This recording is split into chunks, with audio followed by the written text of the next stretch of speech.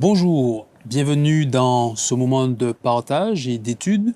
Bible ouverte, c'est l'occasion effectivement pour nous de sonder les Écritures, puisque Jésus nous l'a dit, c'est en elles que nous trouvons les paroles de la vie éternelle. Aujourd'hui donc, nous poursuivons notre parcours dans l'étude déjà commencée précédemment du livre de la Genèse. On va s'arrêter en particulier sur les chapitres 15 à 18. Et avec moi pour cette étude, il y a Joël Kishnama. Bonjour Joël. Bonjour, pasteur Voilà. Delbois. Merci. Joël Kishnama, qui est le trésorier de la Fédération des Églises Adventistes de la Martinique. Alors, je t'invite à nous conduire dans la prière avant que nous puissions entrer dans le vif du sujet. Merci. Notre Père et notre Dieu, nous voulons te remercier de cette opportunité que tu nous offres aujourd'hui d'ouvrir ta parole et de considérer à travers le livre de la Genèse, Seigneur, considérer tes bienfaits, considérer l'alliance faite avec Abraham et comprendre quelle est la portée, la dimension de cette alliance pour nous.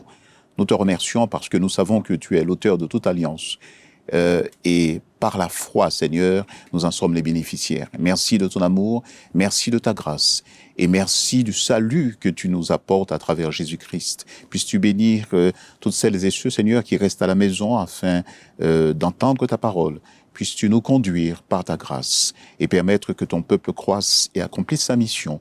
Nous t'avons prié au nom de Jésus et pour sa gloire. Amen. Amen. Amen. Alors, à partir du chapitre 15 de la Genèse, nous arrivons à un moment crucial où Dieu officialise son alliance avec Abraham. C'est la deuxième alliance que nous montre la Bible, alliance entre Dieu et les hommes. Alors, que peut-on retenir de cette alliance entre Dieu et Abraham? Quelles sont les caractéristiques de cette alliance?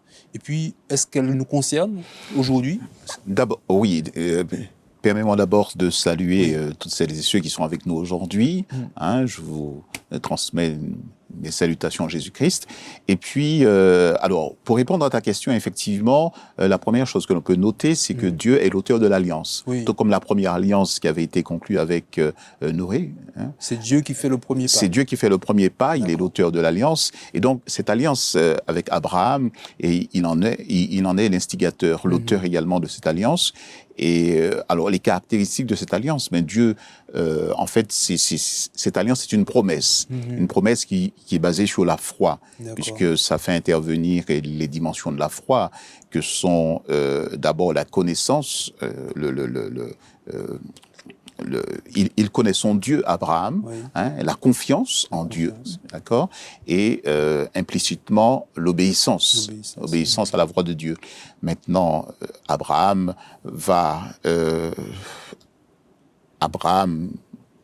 compte sur Dieu véritablement, mais lorsque Dieu lui dit, lève les yeux au ciel et regarde, est-ce que tu peux compter le nombre des étoiles? Et ta postérité, c'est une alliance qui porte effectivement sur la descendance d'Abraham. Il lui promet d'avoir une descendance, une postérité aussi grande que les étoiles ou le sable de la mer, et ça, qu'on ne peut pas compter, effectivement. Et alors, ce qui est particulier, c'est qu'Abraham est déjà fort âgé lorsqu'il reçoit effectivement cette promesse de la part de Dieu. Donc, ça semble assez particulier. Oui. Alors, toutes ces dimensions de la foi que tu as évoquées, il se trouve qu'au verset 6, dans Genèse 15, on dit que Abraham eut confiance en l'Éternel, et que Dieu le lui compta comme justice. Alors, il y a là un élément important. Est-ce que tu pourrais nous dire davantage, faire confiance à Dieu au point que cela soit compté comme justice? Qu'est-ce que cela signifie concrètement? Oui, absolument. Ce qu'il faut noter, c'est qu'en fait, la foi, c'est vraiment quelque chose de particulier. La foi est expérimentale. On peut entendre parler de la foi, mais sans avoir vécu une expérience de foi avec Dieu, puisque, en fait, ce ne sont pas nos actions qui peuvent nous rendre justes, d'accord? Et ce qu'il y a de particulier chez Abraham, et c'est en ce sens qu'il est dit d'Abraham, même si, on va le voir un peu plus tard, sa foi est chancelante par moments, d'accord? Mais on dit d'Abraham, et l'apôtre Paul en parle dans Hébreux, dans Romains, etc., c'est le père de la foi, d'accord? Et c'est vrai qu'Abraham a fait preuve d'une très grande foi au cours de son parcours avec Dieu. Donc, ce ne sont pas nos actions, ce ne sont pas les actions d'Abraham qui l'ont rendu juste, mais en fait, c'est notre disposition à accepter les actions que Dieu fait. pour nous, Pour en nous. notre faveur, en fait. Et c'est de notre volonté, notre grande volonté, à accepter les actions que Dieu fait pour nous. Et c'est dans ce sens, effectivement, que ceci Que nous Dieu est lui- imputé à justice. Comme justice. Voilà. Ok.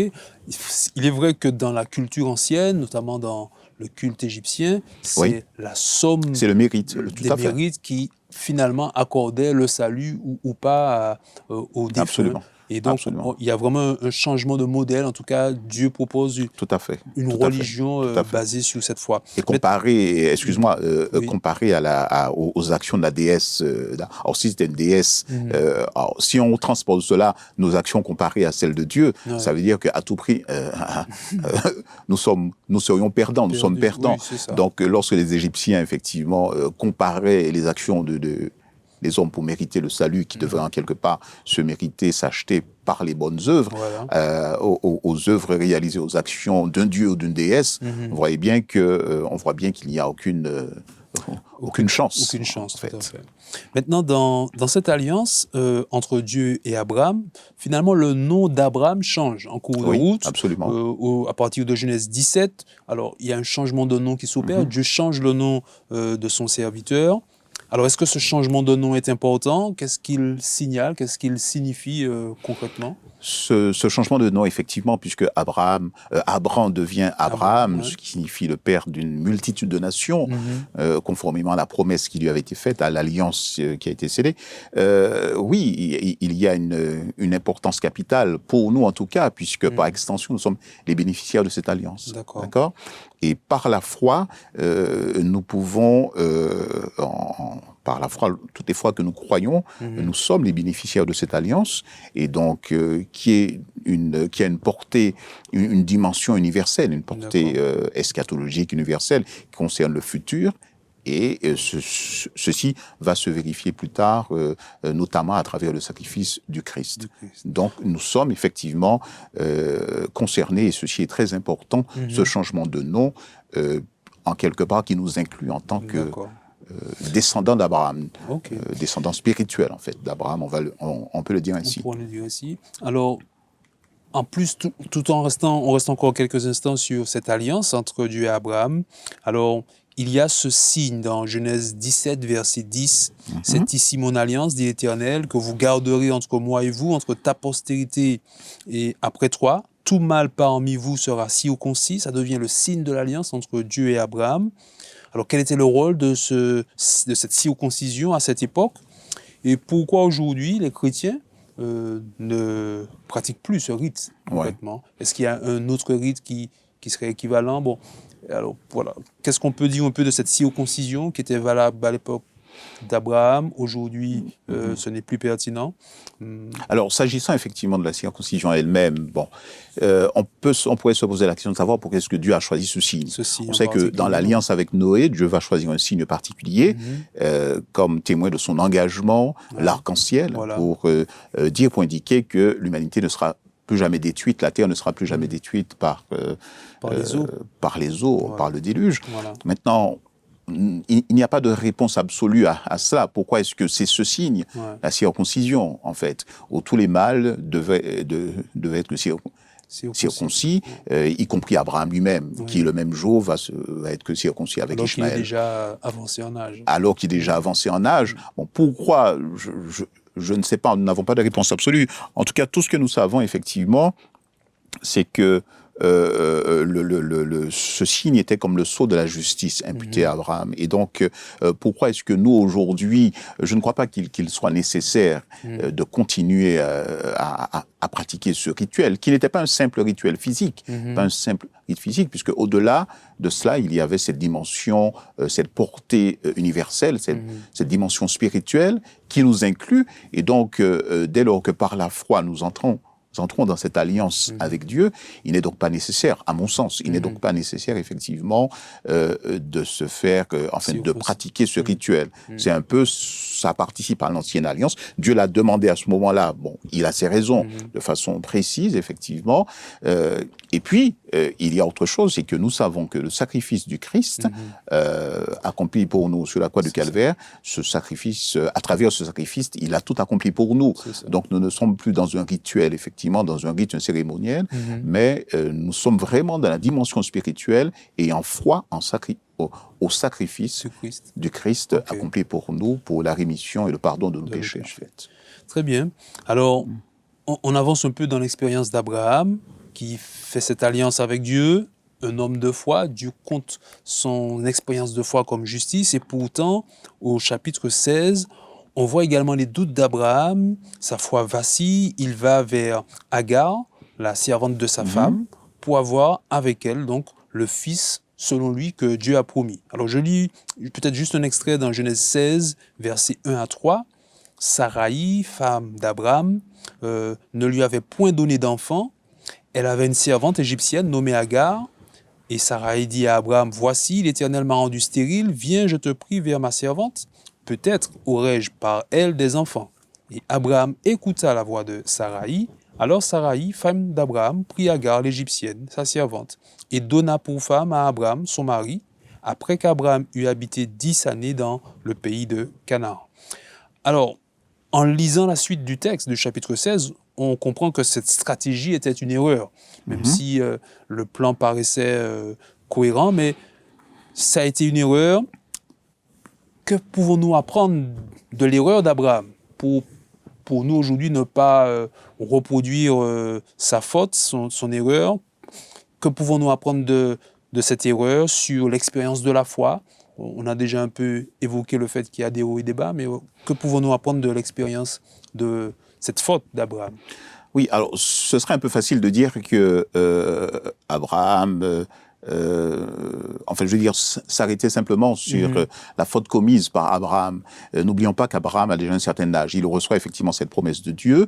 Il est âgé de 86 ans lorsqu'il va vers cette femme et Ishmaël, enfin en tout cas c'est à peu près ça, je crois qu'il a 86 ans lorsque Ishmaël va naître, Ismaël ou Ishmaël va naître, et la promesse en fait de Dieu va se réaliser que 13 ans après, à 99 ans, d'accord?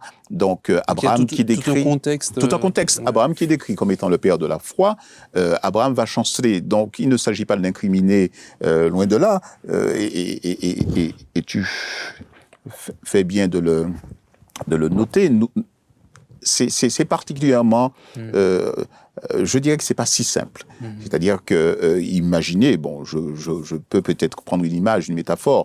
Vous avez une dette colossale et puis quelqu'un richissime vous fait la promesse effectivement de payer vos dettes, voilà. De supprimer vos dettes, et ne voilà-t-il pas que cette promesse, vous y croyez fortement, et puis il se passe du temps, le temps passe, des années passent, vous n'avez pas de solution, et finalement la dette est toujours là.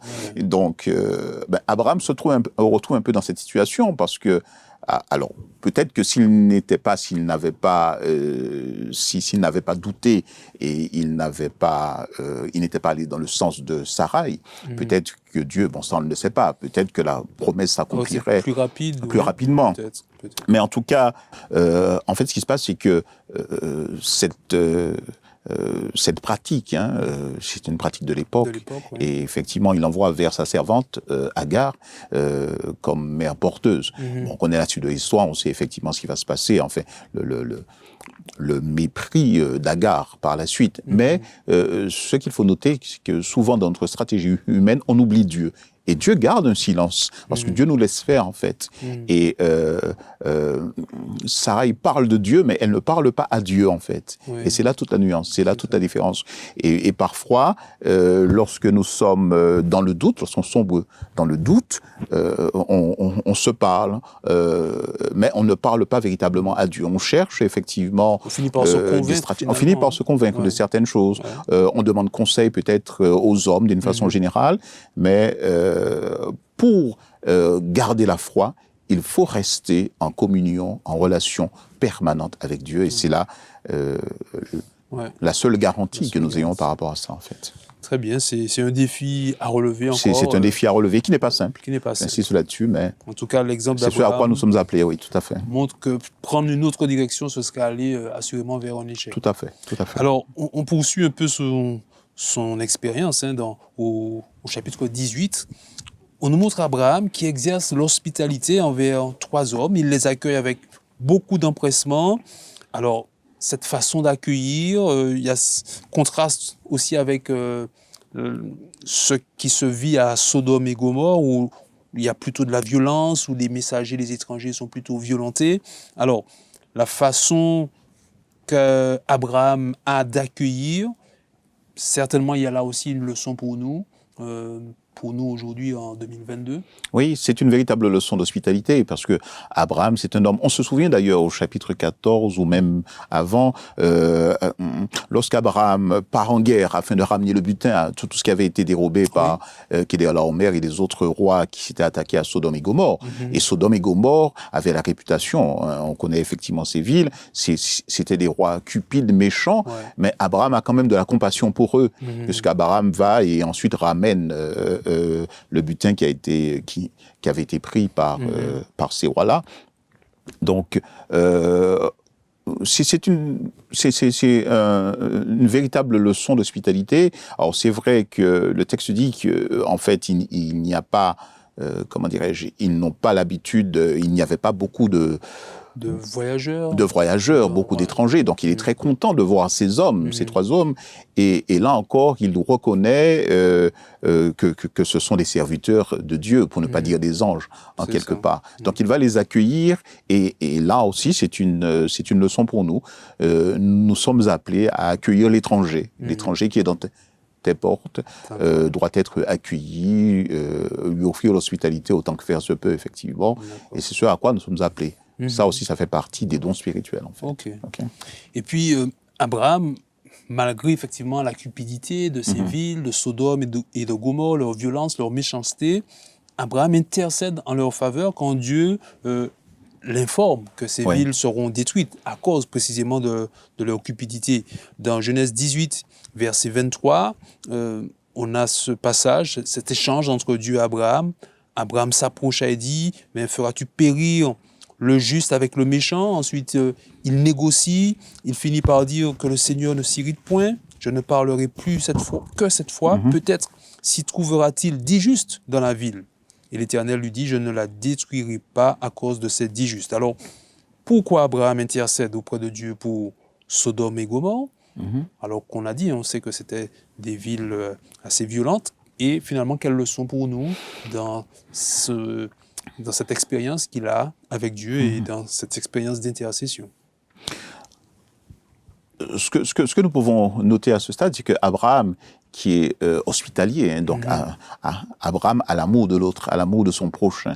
Et Abraham de dire à Dieu, de négocier avec Dieu, il entre dans une véritable comptabilité d'ailleurs avec Dieu. Il dit à Dieu, mais toi qui es un Dieu juste, est-ce que tu vas pour 50 justes.